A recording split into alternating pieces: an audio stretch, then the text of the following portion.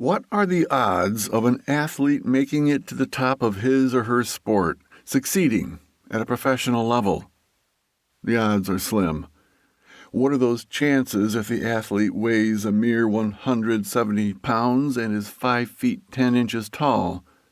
Rather slim chances. But it can be done. Despite small of stature, our featured Cardinal, Carl Warwick, beat the odds with his heroics in the 1964 World Series.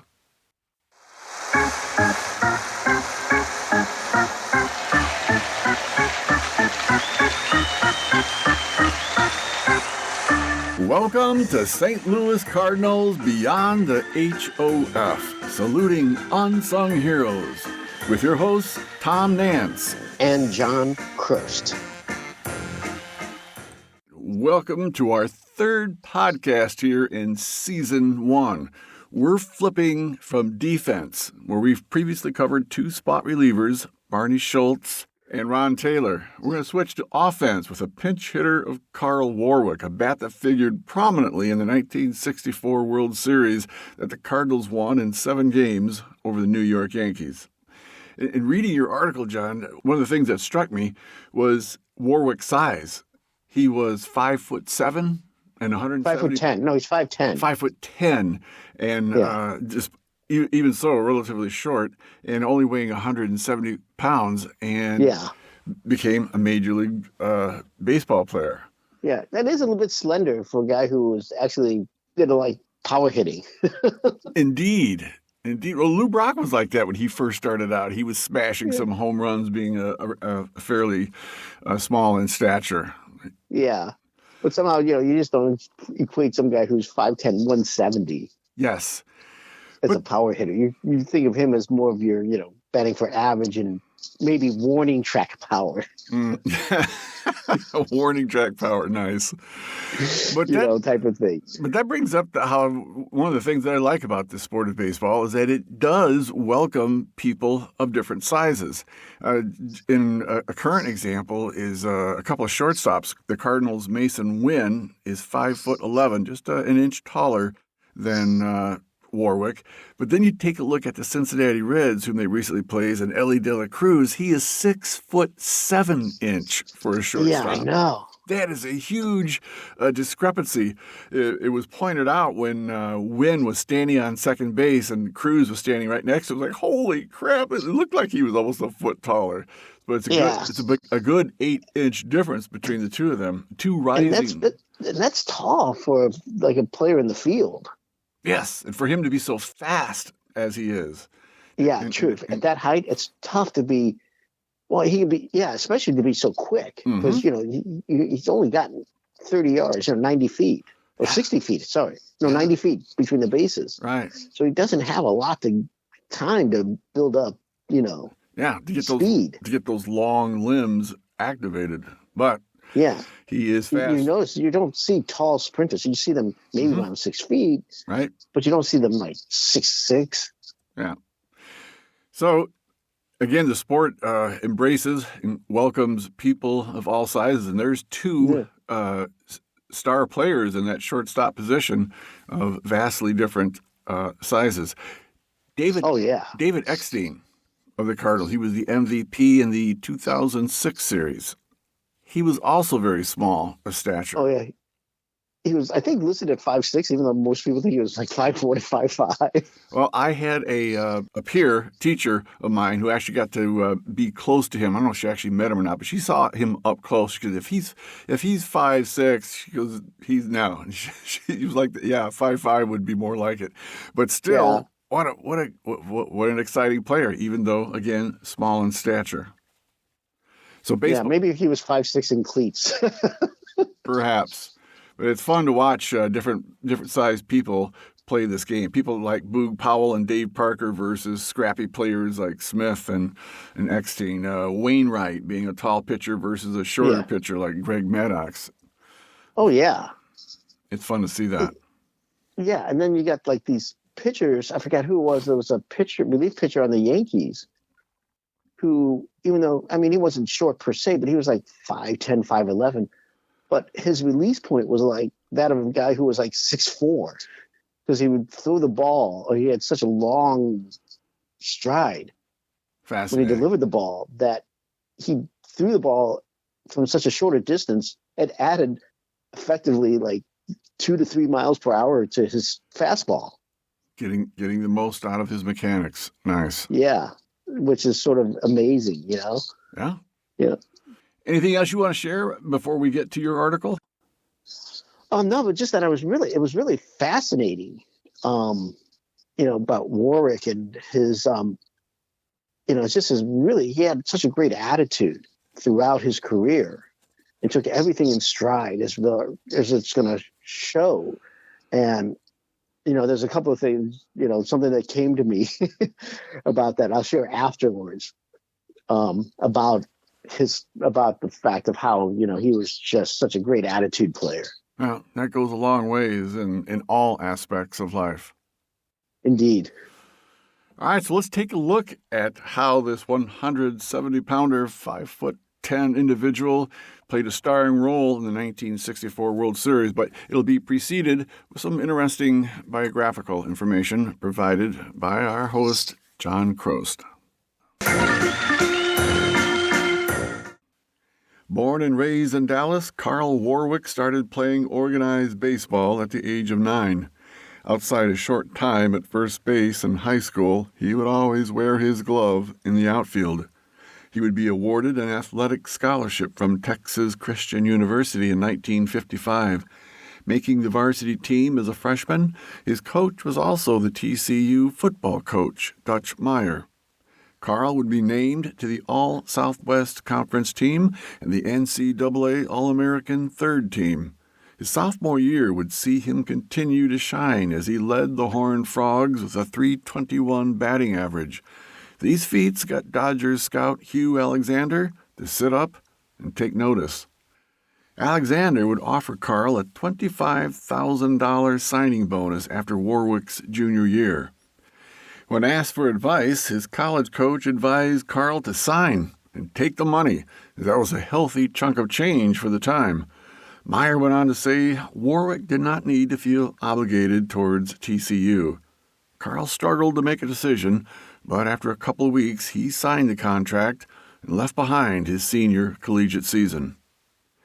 Even though he was not physically imposing, Carl developed a reputation for being a power hitter. In 1958, his first minor league season at the A level with the Dodgers affiliate in Macon, Georgia, in the Southern League, a.k.a. the Sally League, he had a .279 batting average with a .372 on-base percentage and a .463 slugging percentage. He hit 29 doubles, 2 triples, and a league-leading 22 home runs. 1959 would see him promoted to the Double-A level and play for the Dodgers affiliate Victoria Rosebuds of the Texas League. He tore up the competition as he had a .331 batting average, a .434 on-base percentage, and a .589 slugging percentage. He belted a league-leading 35 home runs, topped the league with 324 total bases, and led the league with 129 runs scored. His 18 stolen bases was second in the league. He also had 94 RBIs with 27 doubles and 5 triples. These numbers made him the league's MVP. Carl's 1959 season earned him a promotion to the Dodgers' AAA level in St. Paul, Minnesota, an affiliate known as the Saints in the American Association for the 1960 season. He continued to impress as he had a .293 batting average, .344 on-base percentage, and a .466 slugging percentage. He scored 104 runs, had 75 RBIs, belted 27 doubles, 12 triples, and 19 home runs. He again stole 18 bases. He also showed defensive promise as he led all the league's outfielders both in putouts and assists, showing a strong and accurate arm. In 1961, he made the Dodgers' early season 28-man roster coming out of spring training as he continued to show promise with a batting average north of .400. However, the Dodgers were very deep in the outfield with veteran starters Wally Moon, Willie Davis, and Frank Howard, and reserves Tommy Davis, Ron Fairley, and Duke Schneider. Still, Carl prevailed and made the opening day roster. He got his first shot at batting when Walter Alston had him pinch hit for Wally Moon on April 11th, 1961, in a home game against the Phillies in the 8th inning, and the Dodgers comfortably ahead 5-2. Reliever Ken Lehman was pitching at that point for the Phillies, and Warwick would hit a single, scoring Willie Davis. Carl would recall this was his biggest thrill in an interview, but is quoted as saying, "Funny thing, I can't remember the pitcher's name."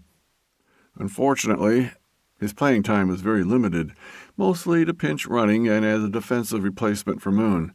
He appeared in 19 games for the Dodgers, and that aforementioned hit would be his only one in 11 at-bats. He would also walk twice and score twice, but strike out 3 times. On May 30th, he would be traded with shortstop Bob Lilly to the Cardinals for shortstop Darrell Spencer. Carl held no ill will, as he would later say, "I was just there at the wrong time." The Dodgers started the year with 3 outfielders, and all 3 did well, so naturally they were hesitant to make a change. "I don't have any complaints about the way I was treated by the Dodgers." As fate would have it, he didn't have to travel far to be with his new team, as they were literally just across the hall in the visitors' clubhouse of the Memorial Coliseum. The Cardinals wasted no time in putting their new acquisition to work. Carl would enter the game as a defensive replacement for right fielder Joey Cunningham. His turn to bat came in the top of the 9th, drawing a walk from his now former teammate, Stan Williams. Cardinals put Warwick into the starting lineup, typically in center field for the next 22 games, hoping he would catch his minor league magic with regular playing time. He did crack his first MLB home run after a few days of being traded. However, Carl struggled at the plate with the Cardinals through July 27th, after which he would be sent down to San Juan of the International League to work through his problems, as his batting average was .224, on-base percentage .310, and slugging percentage was .358. For San Juan, a team that moved to Charleston mid-season, he seemed to find his groove again as his batting average improved to .289, his on-base percentage to .345, his slugging percentage to .466, as he had 59 hits, including 8 doubles, 2 triples, and 8 home runs in 204 at-bats, and he had 18 walks. He would be recalled by the Redbirds in mid-September and bat 8 for 18, including a double and a home run. In 1962, Carl would start the season 8 for 23 with a home run, 2 stolen bases, and 2 walks. On May 7th, he would be traded to the Houston Colt 45s, now the Astros, with pitcher Johnny Anderson for pitcher Bobby Shantz. Once again, Warwick was not displeased with being traded, as the Cardinals had Curt Flood, Charlie James, and Stan Musial as their starters in the outfield, which limited his playing time. Houston was an expansion franchise that season, and with them, he became an everyday starter in the outfield with 101 starts and played in 130 games for the Colt 45s.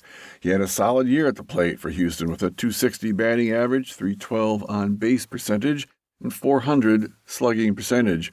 He also had 17 doubles, a triple, and 16 home runs, more than half of his career total of 31. His 16 home runs was second on the team behind Roman Mahias' 24 big flies. However, Carl would admit he tried too hard to crank home runs, costing himself as much as 30 points on his batting average. Warwick was popular with his teammates, and the coaching staff with manager Harry Kraft praised his willingness to learn and listen. 1963 would see Carl's productivity at the plate decline as his batting average dipped to .254. Slugging percentage dropped significantly to .348, with his on-base percentage ticking up a little to .319, even while playing in a career-high 150 games.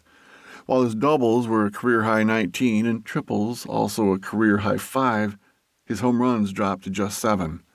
Just prior to spring training in 1964, the Cardinals reacquired Carl in a trade for Jim Beauchamp and Charlie Taylor. Warwick's defense apparently declined over the previous couple of years, and he was there to be mainly a reserve outfielder and a pinch hitter, with the latter paying big dividends later. His season as a part-time starter, defensive substitute, and pinch hitter was paying off for the Cardinals as he appeared in 20 games and started 11 from the start of the season through May 19th, batting 15 for 51 with 3 doubles, a triple, and 3 home runs, along with 6 walks for a batting average of .294, on-base percentage of .368, and slugging percentage of .569. Then, tragedy struck as his 17-year-old sister died unexpectedly of a heart attack on May 20th. Carl left the team for a week to be with his family. When he came back, he would play 6 full games between June 2nd and June 12th. However, with the acquisition of Lou Brock in left field and the call-up and emergence of Mike Shannon as the everyday right fielder, Warwick's playing time would lessen, with just 3 complete games for the rest of the season. He would be behind Charlie James in the depth chart and be limited to being a corner outfield sub and a pinch hitter. On September 27th, his cheekbone was fractured on a fungo hit by reliever Ron Taylor. A quick operation in the St. Louis hospital readied him for his contribution to the World Series. Carl finished the regular season with a .269 batting average, a .306 on-base percentage, and a .373 slugging percentage. He was 11 for 43 as a pinch hitter, with 2 doubles, a home run, 2 walks, and a sacrifice fly in that role. He said he became more aggressive as a pinch hitter, is why he seemed to find a groove in that particular role. He said Red Schoendienst and Jerry Lynch counseled him to be ready to attack the ball in a pinch hit situation. He stopped being nervous and welcomed his opportunities to pinch hit. Having a solid pinch hitter was something the Cardinals had lacked in their previous 9 World Series appearances, as their pinch hitters had a combined 8 for 42 in those contests. The 1964 World Series would show Carl was more than up to the task of not folding under pressure. In Game 1 of the series, with the game tied at 4 in the bottom of the 6th, 2 outs and Tim McCarver on second, Warwick batted for pitcher Ray Sadecki, hitting a single to left off of Al Downing to score McCarver and give the Cardinals a lead for the rest of that game in a 9-5 contest. In Game 2, with the Cardinals down 4-1, Carl would pinch hit for the very light-hitting Dal Maxfield in the bottom of the 8th to start the inning. He would hit a single off Mel Stottlemyre and advance to third on a ground rule double by Bob Skinner. Flood would ground out, as would Brock, but Warwick would be able to score on Brock's grounder to close the gap to 4-2. The Yankees would go on to score 4 runs in the top of the 9th and win the game ultimately 8-3. Still, Carl rose to the occasion and came through with a hit to keep the game close and give the Cards a fighting chance. In Game 3, Warwick again came into bat for Maxfield, this time in the top of the 9th with McCarver on second base and 1 out. Jim Bouton was on the mound, and Carl coaxed a walk. Unfortunately, the Cardinals would not be able to score, and Mantle would win the game in a walk-off home run in the bottom half of the inning. Then came Game 4, where Warwick would again work his magic, this time in the top of the 6th. Roger Craig had just pitched 4 2/3 innings of scoreless relief for Ray Sadecki, but the Redbirds were down 3-0. Carl was called to pinch hit for Craig, and he hit a solid single. Up to then, Al Downing, the Yankees hurler, had only allowed a bloop single. The Cards would then load the bases on a single by Flood, and Dick Grote reaching on an error. Ken Boyer would then hit a grand slam to give the Cards a 4-3 lead, and Ron Taylor would pick up a 4-inning save to preserve the win by that score. Bob Skinner summed up the importance of Warwick's single, stating, "Warwick's single began to turn the game around."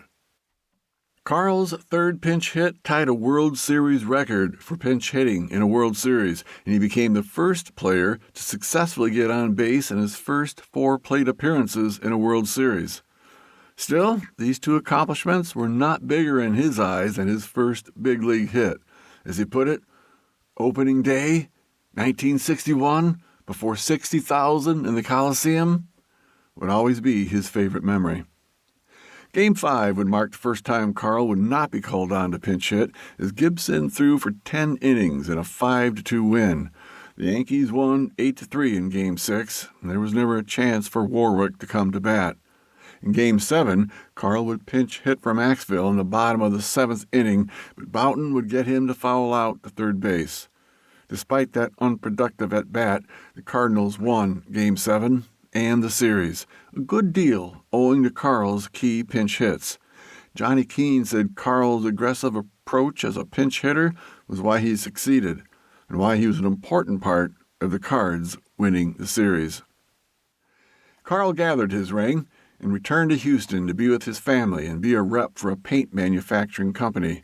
He was happy to have the time with his wife and 2 daughters. His wife was active in various charities. Unfortunately, the following seasons would not see Carl able to keep the magic going. He was ready in case Shannon faltered. The Cardinals had acquired Tito Francona from the Indians, and he, along with Skinner, jumped ahead of Warwick in the depth chart. Playing time was scarce, and after a full game at first base on May 7th, he would only get 7 full games in the next 2.5 months. On July 24th, with his batting average at .156, Carl was sold to the Orioles for cash. Manager Hank Bauer hoped to use him as the main pinch hitter and possibly a starter versus lefties. Warwick went 0 for 14 with the Orioles and had 3 walks. He was 0 for 6 as a pinch hitter. After August 13th, he warmed the end of the bench. Carl wasn't surprised when he was traded to the Cubs on March 31st, 1966. He was listed at the time as the only MLB player to bat only right-handed but throw left-handed. Despite assurances from Leo DeRocher that he would get opportunities to compete for a starting spot and get ample playing time, it turned out not to be. He would appear only in 16 games, going 5 for 22, all singles and no walks and 6 strikeouts. His last MLB plate appearance would be a single off Dave Giusti on June 12th at the Houston Astrodome. On June 15th, he was optioned to the Dallas-Fort Worth Spurs of the Texas League. In 43 games, he batted .248 with 6 home runs and 26 RBIs.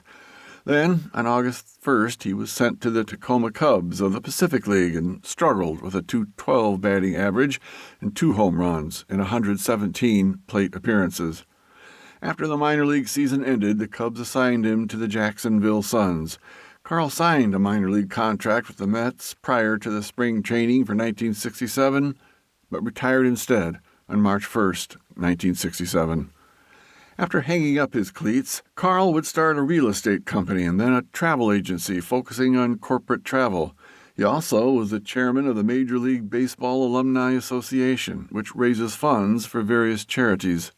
He led a busy life and stayed involved in baseball at the local and state level, as well as the Carl Young Baseball League, a MLB-sanctioned summer league for college-age players. He helped former Astro Terry Poole become the University of Houston Victoria baseball coach. He served on the board for the Harris County Houston Sports Authority as an advisory board member for the Texas Baseball Hall of Fame, and founded and chaired the Milo Hamilton Golf Classic to honor the former Astros broadcaster.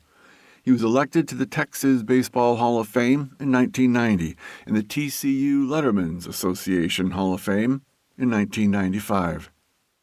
He lists his hobbies as fishing and golfing, but he also plays the trumpet and piano and does all of those right-handed, even though he's a lefty. Still living in Texas, his biggest pleasures are spending time with his wife, daughters, and grandsons.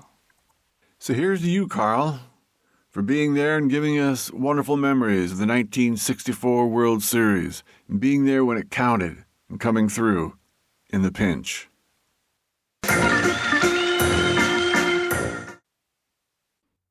And so there's our summary of Carl Warwick, one of the heroes, one of the unsung heroes, but now sung about a little bit on our podcast here of the 1964 World Series. Yeah, and, just like I was saying before, you went into his whole story and just how he had that great attitude, ready to play. And it was funny because I was listening to John Fogerty, in the song, I think it's called Center Field, where he goes, "Put me in, coach. I'm ready to play. I'm ready to play today." Right? And it was just like, that was it. That summed up his attitude. He was just like, yeah, I'm ready to play, coach. Just put me in. And we don't always see that. Yeah. Someone like him who had a tremendous amount of potential from his college and minor league days, get traded to various teams and struggle with finding his previous success. But he didn't say, woe is me. He was like, hey, I get it. I'm moving on. I'm going to make the best of the situation as best I can. Yeah, I mean, he had that one good season with the Astros during their initial year, but it's 62. Looks like he had a lot of things ready to go, and it just didn't quite work out for him, unfortunately. And then he just could never get his groove back. It's interesting. Kind of reminds me a little bit of our current Jordan Walker, who's been up and down from the Cardinals to Memphis. He's struggling in much the same way. Yeah, exactly. And it's just the guy you think, would be ready just to explode onto the scene. But you know what? No matter what, nobody can take away the fact that, hey, he came through on the biggest stage and got his ring. And that's always going to be with him. Nobody can take that away. Absolutely. It's a funny game. David Freese is another example.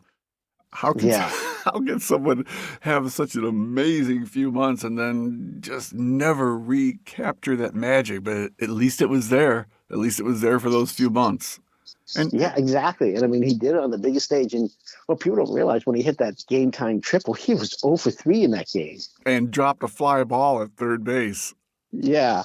Oh. But you know what? He came back. He didn't get down. He just, it was a big moment. Yeah, he was one strike away, too, from being out and ending the game and the series. Yep. Makes for a great story.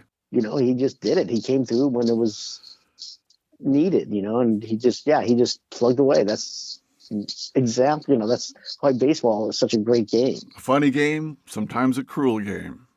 Yeah, that's true. Don't we know that too? As Cardinal fans, we've had some of our cruel moments too. Well, we lived through the 70s. Oh gosh, yes, and most of the 90s too was not a great decade. Would you say that Warwick is kind of similar to Daniel Descalso? Who what was the big pinch hit that Descalso had? Oh gosh, yes. Who is our current? Oh my gosh, Descalso was, however is pronounced and spells his name. No, but yeah, that was a guy who, there's so many big hits he had at key moments. Right. My gosh. And no one would ever accuse him of being a Hall of Famer or a major star, but he was there. He was ready to contribute and delivered. I can remember, I don't know, again, I remember that one pinch hit he had. I remember it rallying around in the right field corner, and the next day somebody said, Daniel Descalso, who is he? Well, now you know. And I'm sure people said, who's this Carl Warwick coming up and getting 3 pinch hits in a row and tying a major league record? Yeah, and setting a record for the, getting on base his first 4 times in a World Series. Plate appearances. Yeah. That's something else that no one can ever take away from him. He'll always be the first to do that. Yep. No matter how many people do it afterwards, he's the first. So he's a role player who's always wanting to get into a game, hoping he's going to find his way into a game. So I thought it was funny that situation you described where he was traded to the team that they were playing that day. And he actually did get into the game, but it was with the other team. Yeah, exactly. And facing an old teammate. That's so classic. And he gets a hit. Yeah. Well, gee, I was hoping I was going to get into the game, but I figured it would be in a different uniform. Yeah. That is hilarious. Well, the travel expenses were pretty minor. Pick up your bag and walk across the diamond. Yeah, exactly. Just hoping that they had his uniform ready. Funny stuff. Oh, gosh. Yeah, no, that was... and that's, and he took it so much in stride, too. He's like, the Dodgers outfield was stacked. Gets traded to the Cardinals. Yeah, the Cardinals outfield was stacked. What am I going to do? Replace Stan Musial? Come on.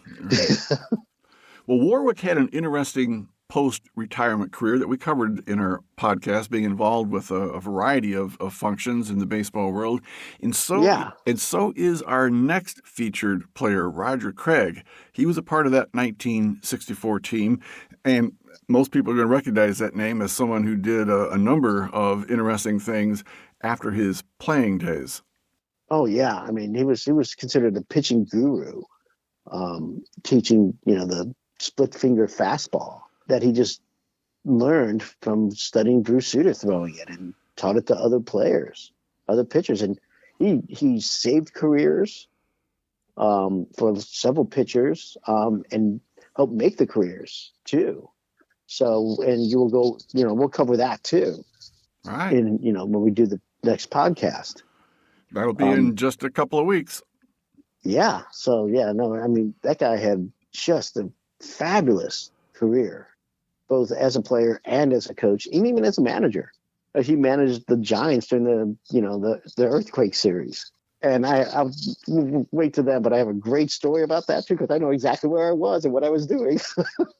Well, we'll cover all those exciting moments in Roger Craig's life, including the time he spent with the St. Louis Cardinals, in just a couple of weeks. Yeah, we're going to, like I said, like always, like Warwick, all these Cardinal players that we're covering, like Warwick, like history, they deserve to be remembered for what they gave to the team and how they contributed. And we're going to continue to beat those bushes for those birds on the bat that deserve to have their praises sung. All right. Good talking to you, and we'll do it again. Tom. We'll do it again in a couple of weeks. Sounds great. All right. Bye-bye. Okay, bye. Thanks for listening to this episode of St. Louis Cardinals Beyond the HOF, saluting unsung heroes. Please share this podcast with others and subscribe so that you are alerted when episodes are published. Our episodes will be published bi-weekly on the second and fourth Monday of each month. Leave a review when possible. We welcome your feedback by email about how we're doing and what bench jockeys you'd like to see featured. Our email address is TommyJohnSTLCardinalsPodcast@gmail.com. It's all lowercase, Tommy, Tommy, John, JONSTL, CardinalsPodcast@gmail.com. Go Cards!